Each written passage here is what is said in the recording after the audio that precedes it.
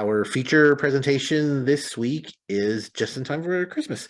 We have a Christmas horror movie with the great title Christmas Bloody Christmas. This movie is about a record store owner who doesn't really like Christmas, but she's going to celebrate it. She's going to get fucked up and she's going to get laid. That's her plans for Christmas. And things are actually going pretty well. They're going as planned until Robo Santa Plus decides to interject himself in holiday fun. Now, before we get into this movie, two things. One, I always forget how many Christmas horror movies there are, and there's really so many of them. But the other thing is, of all the movies we've covered this year, I don't know if we've covered a movie that had so much cussing in it. I'm glad you mentioned it because yeah, this has Rob Zombie scripts levels of cursing dialogue. It's and just over the top sexually related conversation about just like I mean it was kind of repulsive. It was. This was like anything as a kid, anything you're not supposed to do, talk about, man. It's in this. There's lots of cussing. There's like pretty graphic sex scenes. Drugs are in this, and then it's just over the top violent. Like, and I was watching this, and my mom was like in a different room, but she was in the area, and there was so much time. And I don't clutch pearls. Like, I have nothing against like cussing at all, but I actually was kind of embarrassed, and I turned down the volume. There was so much in this. Yeah, that's really funny you mentioned that because I was just kind of rewatching the end the other night. I've been staying at my sister's place and I was watching it on my iPad and I did the exact same thing. I was like, I gotta turn this thing down. I don't want them wondering what I'm doing in here. It's pretty debaucherous. Yeah. What about you've been pretty quiet, Regina? Okay, so I completely agree with you. Yeah, you're Like, surrounded by kids. I'm surrounded by kids. I'm living in my sister's house and I'm watching this movie and they're they'll pop in and go, "What are you watching? Can you watch with you?" And I'm like, "Yeah, but just close your eyes if it's like really violent, because like if it's a horror, chances are it's a horror movie. If it's violent, just close your eyes." I mean, I'm like, I watched stuff like that when I was little, just with my eyes closed. But this one I was like, you can't. They came in, I'm like, nope, out you go, out you go. But I gotta say, as much as I was all for a protagonist who was gonna take down a Robo Santa with, all she wants to do is get laid, I can fully back that up. But you know what? Robo Santa didn't start killing soon enough because I fucking hated the characters, guys. Like, they hated them so much. And I'm all for cussing, and I'm mad at myself for cussing right now because I don't like just to cuss for no reason. But like, it felt like the script was written by the kid who just learned how to say cuss words and just couldn't stop cussing. It's like, oh, and I also looked up a bunch of dirty words. Let me just keep on throwing those in there. And I just found them to be so obnoxious that when Robo Santa finally shows up to kill everybody, I'm like, oh, thank God, where were you? Like, yeah. Well, before we get to Robo Santa, so they kind of it is interesting. So they set the stage for the movie, like the first, I don't know, 20, 30 minutes or so. And you figure this is where they're going to introduce the setting and the characters. Setting is pretty cut and dry. It's Christmas in a small town.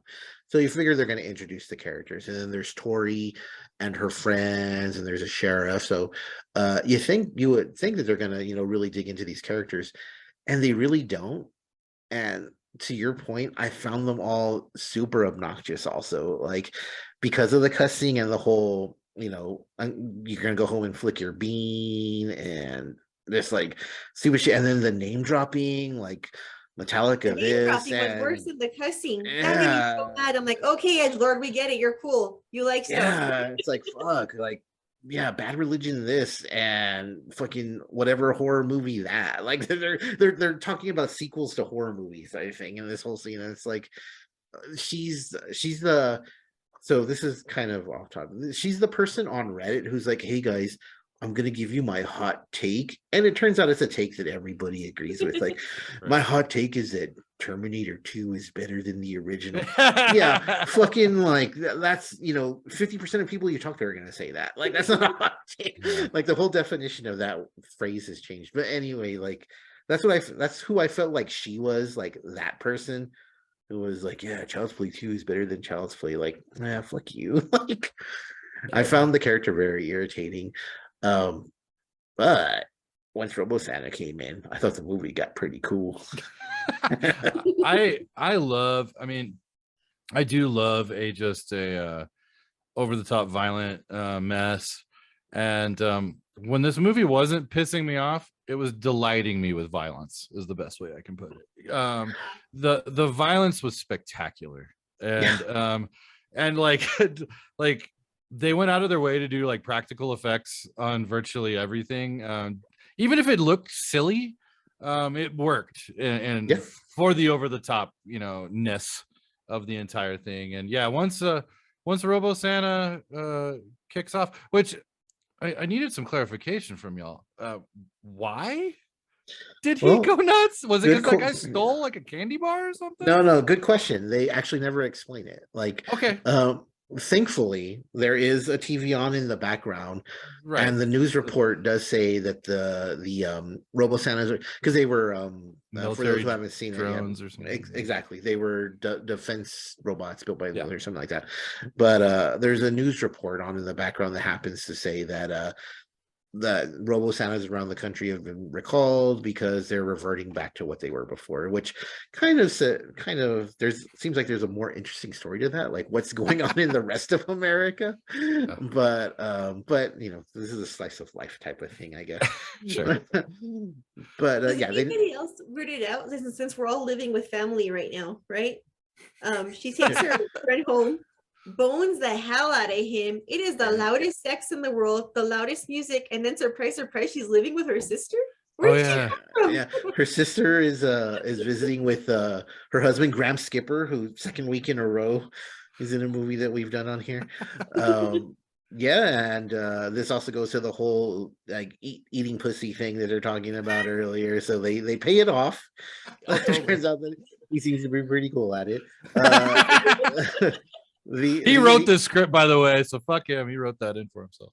Oh, well, there you go. The actress... I took a poll to make sure this was correct. Okay. Well, the actress my one girlfriend from high school said I'm good at it. So I know I'm good at it. He probably gets lots of ass. Who am I to judge him, right? I don't know. With that mustache. Well, and Riley Dandy's the actress and tour. I actually did like when she wasn't being like too cool for school. Like I actually thought she was in killing mode and survival mode. I liked her. She was super awesome. Riley Dandy's the actress. She's in lots of Christmas movies, like like A Hollywood Christmas and A Christmas Date. She's in Hallmark movies, like right? Yeah. So this is kind of a cool like I've never seen her. I just looked at her like filmography ones, but it's kind of a funny change of pace. I'm assuming the sex scenes aren't as intense in those movies. Yeah. But the actual character, like when she wasn't being like hardcore, like when she wasn't being a badass and she actually was being a badass, I really liked her. Yeah. I thought she was a fun character to follow with all the caveats that we've mentioned. But yeah, once like you said, once the survival mode thing hits, and she becomes a very fun character to follow along with, and we won't get there yet, but yeah, the whole whiz bang shebang of the last part. Well, and then the fact that she's like covered head to toe in blood for like half the movie basically really delighted me. It reminded me of when Sweet D was trying to be in the M. Night Shyamalan movie. The movie, and spoiler alert, we're gonna talk about some plot points to it, but we won't ruin anything for anybody. But it has a good look too, like even from the beginning, before everything, it's drenched in neon lights and Christmas lighting, and it's over the course of a night. So this movie has it feels like a Christmas movie. It really does. Yeah. And like this guy's director, the Joe Begos, he's really got an aesthetic that he kind of sticks with. The like Bliss and those other movies that he's done, like they kind of all have that kind of same kind of pinks and purples and greens and like vivid 80s kind of neon colors. And I really like that. And man, it couldn't have worked better in this. And I loved the green laser thing with the eyes on Santa. Like I thought Yeah, that was such a cool touch, because it really made you see like where he was looking around. I mean, I thought that was so cool and really visually like awesome on screen. Yeah, and you mentioned Jeff Bezos, and I think he also did VFW, Yeah, and VFW. Yeah. and that one's cool. I like that one too, but it has a little bit of this because that one also has punks in it and stuff, Mm-hmm. and that one kind of has also a little bit of the too cool for school thing to it. Mm-hmm. But um, the actual setting and like he does a really good job with it, and also he does a really good job in this movie of we've talked about this before, but anyone can die in this movie. Mm-hmm. You absolutely do not know who's gonna. Thankfully, none of them are written too deeply, so you really don't care. But like anybody can die at any moment, which is always awesome in a horror movie. Yeah, in a movie, especially a movie like this, like you need that to kind of add to the the payoff of everything, because I honestly did not know if there was going to be any survivors Yeah. by the end of this thing. Yeah. I did not think there was the way things were going, the way Robo Santa was kicking ass, like it wouldn't have surprised me at all. And then plus they had already, dropped a hint that this was going on throughout the country. So Yeah. maybe he was gonna meet up with all of them and it was gonna be like an Invasion USA Army. type thing. Yeah. Who knew what was gonna happen? They were gonna head to the North Pole. Uh, the tone in this movie is really weird too, because, and I don't mean that in a bad way, but like it starts off and they have this back and forth, and yeah, we found it annoying, but it's obviously supposed to be, I don't know if it's supposed to be endearing, but it's supposed to be funny. And as the movie progresses, there's comedic to it. But I don't really think it was a comedy horror, honestly. Like it never feels like it goes all in on the comedy, which is not to say that it's not funny or that I didn't like it. Like it's just it very leans much more into the horror than anything else. Yeah, I feel like all that's just really set up. It's just set up to get to the horror. It just takes a long time to get to the horror, I think, just because they are kind of painful to listen to be honest with you. Like, but once it kicks in, I love the movie. It's like a really fun movie once we get to like all the killing. But um side note, the couple that works in the toy store, I hate them too. Oh, yeah, Jonah Ray. Yeah, Jonah Ray from MST3. Yeah. Hey, we got Jeremy Gardner in the movie for a second time this week. Yeah, Jeremy Gardner and Grant I love Skipper. Jeremy Gardner. Yeah. He But cleans yeah, up I thought. I'm sorry, go ahead.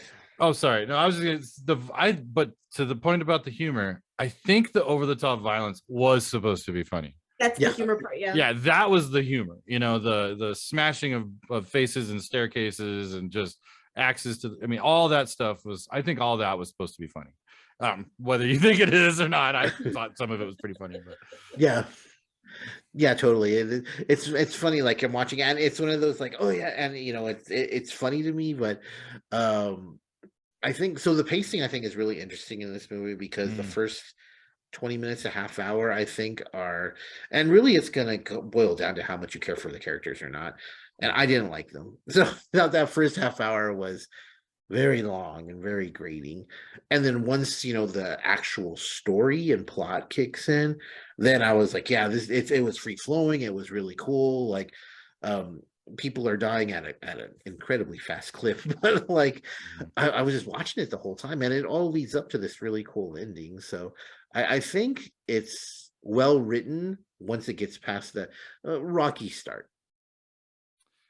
yeah, I think I think it was pieced together really well, actually. While the beginning, well, right. I mean, the beginning is really slow, actually. I mean, it's just not pointless conversation after pointless conversation. And it's either making you like them or making you hate them. And that's it. But I loved the speed in which it ramps up and just the frenetic pace it kind of kept with. I really like that. And I mean, till the last shot. And if it didn't have that, this movie would have been maybe a huge disaster. But no, the speed in which the violence happens is great. So Christmas Bloody Christmas, it's streaming on Shudder right now. Blake, I'll start with you. See or no see? I say see it. Yeah, I mean, despite the little problems we had with it, I thought it was a super over the top fun romp. And yeah, if you're a horror fan in need of a Christmas movie, check this one out. And Regina, what about you? Christmas, Bloody Christmas, awesome title. Yes, and it lives up to the title. So I mean, what I watched, I wanted from the movie was a killer robotic Santa, and that's what I got from the movie. So I say C, like what are humans anyway? I don't care. Like I don't have to deal with them in real life. I mean, not with humans, yes, but not with those humans in particular. So who cares?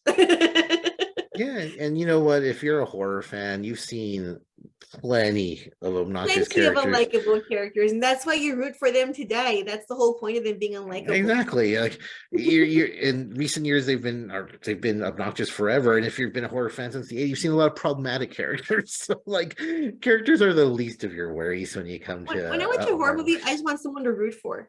That doesn't mean it has to be the people who are being hunted either. So like I got what I wanted. I was rooting for somebody, and whether it's the same person that everyone roots for, I don't know. But um I say see, it was fun. Yeah, I totally agree with you. This Christmas Bloody Christmas, definitely check this one out.